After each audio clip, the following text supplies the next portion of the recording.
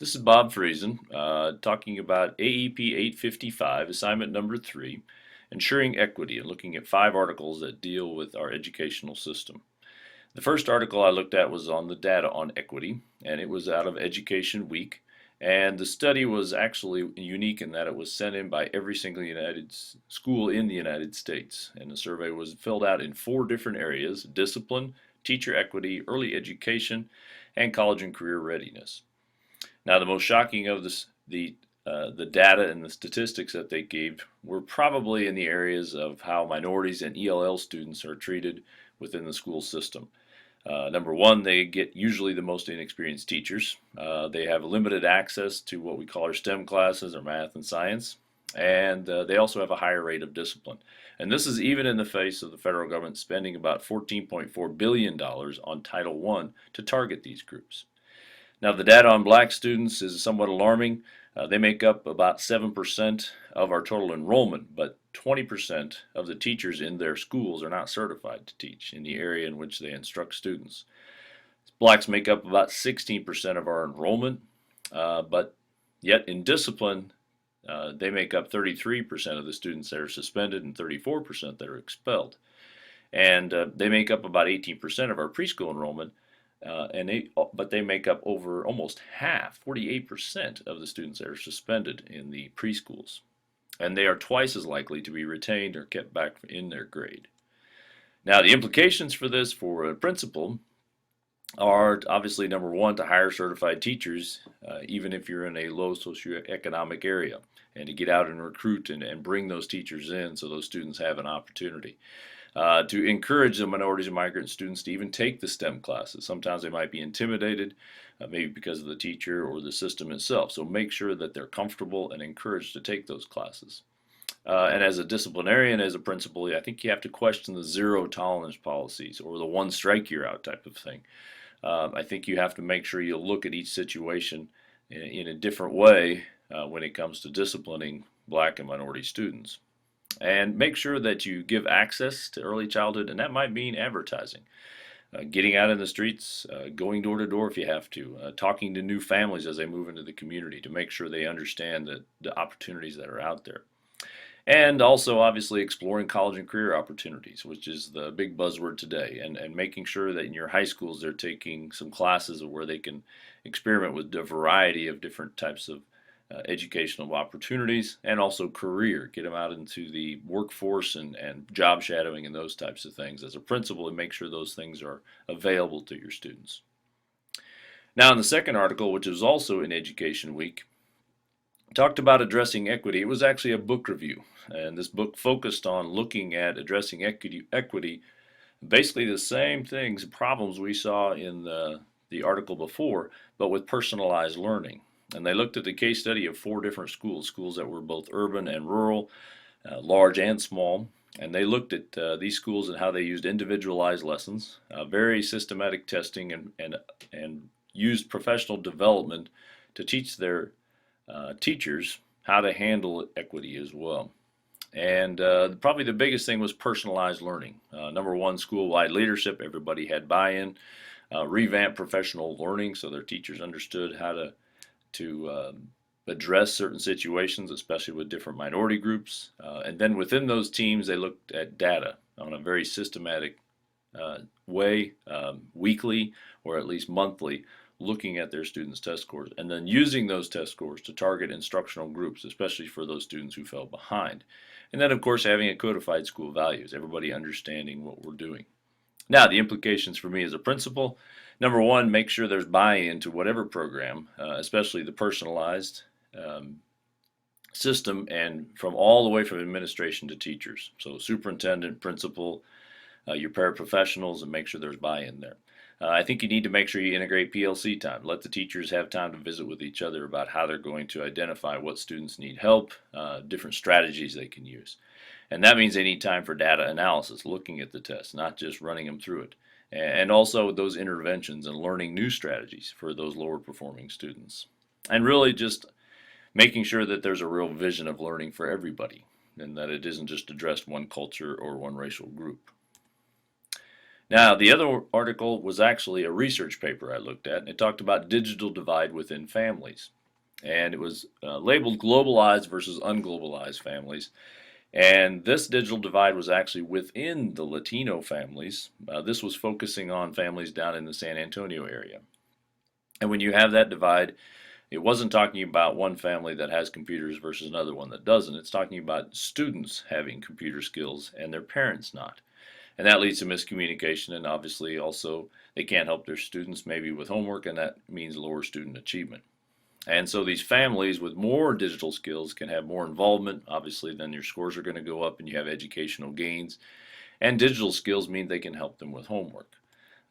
These digital classes were in San Antonio, and basically they were looking at after school technology classes, both for students and families. And it was very innovative. They used lots of different technology rich environments. They also brought in students from a local university to help teach it, and they were also bilingual, so the language helped. They were also worked on literacy and were understood how to help with reading and cultural development as well. Now, the implications for a principal in this situation are if you're dealing with a minority group, and especially if there's this digital divide between parents and their children, provide, number one, provide teachers with technology resources. Make sure that they are training their students in how to use the resources and the software and everything they have available to them, making sure there's Wi-Fi and making sure they have access to the internet. Then also parent training, and make sure that when you're training the parents that the curriculum you're using with the parents is the same thing that you're doing with the students. Provide childcare. Do you want kids running around your building unattended while the parents are trying to do it? And obviously that's going to make them nervous as well. And local language. Make sure you have some bilinguals there. Make sure you understand norms. Are they expected to get something to drink? Are they uncomfortable in a certain situation? And also question the families. You're going to have everything from people who've never touched a computer to people that use it quite often with their workplace. And you need to make sure you cater whatever you're doing to access these families and make sure they have as much success as they can. The third one kind of goes along with the technology, and that is online testing. And this one was actually an Education Week article again. And the concern here was not necessarily how students are going to do online, but the comparison between computer and paper and pencil tests. If the students are taking them in a variety of ways, what is the validity of the results going to be? And what's that effect going to have on classroom instruction? In this, we're looking at, first of all, the Smarter Balanced is going to give a test, and theirs is going to both have the paper test and the computer test for 3 years. And if you use the other one, the Park, it's going to use paper and computer for only 1 year. So you need to understand which one maybe your district is using. And which students will benefit. Is it maybe students are more comfortable taking it on paper and they might benefit. Maybe the computer is too maybe you have a different access or don't have access to real good Wi-Fi or broadband or those types of things. But on the other hand, the computer has a lot more resources that students can use. The challenges are the computer test is adaptive. It changes. If students get questions right, it'll get harder. Paper tests, in order to do the same adaptive opportunities, it's going to be a lot longer. And what implications does this have if you're giving paper pencil tests in your classroom instruction? Low socioeconomic, in other words, if you can't afford technology, well, then you're not going to use it in your classroom, and you're going to be, well, that's okay because we've taken paper tests anyway. And there's not going to be the drive to get those computers in the classroom. And so implications, number one, for a principal, you got to understand and practice those test-taking skills, whether it be on paper or whether it be on the computer. I think you need to make sure you mirror the test to the classroom instruction. The test shouldn't be a surprise. Not only by handling either paper or the computer, but practicing some of those skills as far as reading questions and how you don't take too much time on one test question or those types of situations. And also, as a principal, the next few years you're going to probably be asked to give some advice. And which test do you want to look at? Do you want to look at the Smarter Balanced or the Park, and which one would access easier? Which one would your students do better on? And the last one was actually by an organization for economic opportunities and development. And in this briefing, it basically talked about equity in education, talking more about not just communities, but states, but also countries, and looking at social cohesion and how that is developed and the trust especially with your migrant and minority populations, if they have those opportunities to get an education. The three areas they looked at are in the design of the educational system, the practices in and out of the school, what do you offer, and resources, where are you putting your money, where are you putting your extra teachers.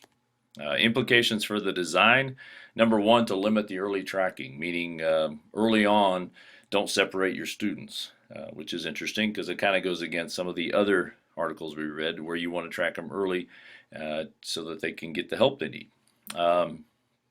Manage school choice. If you have a district that has a lot of choices of schools, the implications there are, well, those parents that have more education are going to make a better choice, so you may need to manage some of that. And vocational training, basically trying to cut down on your dropouts by finding an area where those kids can feel comfortable and feel challenged. And second chances, in your district, maybe there's times in which you need to use that local opportunity for education after high school. Students that maybe dropped out and want to come back into your community learning center and have that available to them. Now, the implications on practices. Number one, make sure you identify those students that need help and provide them with assistance early on. Strengthen that school and home link. We talked, for instance, earlier about computer systems and making sure that they, who has access to email and who can you text, and make sure you strengthen that link as well. And of course, making sure minorities and migrants have those opportunities and they understand whether it be preschool or middle school or programs after school, what opportunities there are available. And the implications for resourcing. Number one, as a principal, especially of an elementary, make sure people understand that early childhood resources are there. Whether it be migrant or ELL or whatever, make sure they understand what they have access to. Direct resources, especially in those areas where your children or you have a certain class or students or minority group have the greatest need. And make sure that's where the resources go, especially if you're getting Title I money, federal money, or special grant money. Put it in the areas of greatest need. And of course, set concrete targets. Make sure that everybody has an opportunity for a quality education and that it's not just catered towards certain migrant groups or minorities, or of course the majority as well. Now, these are some of the references I used and places where you can find them. So thanks for listening. And again, this is Bob Friesen, AEP 855.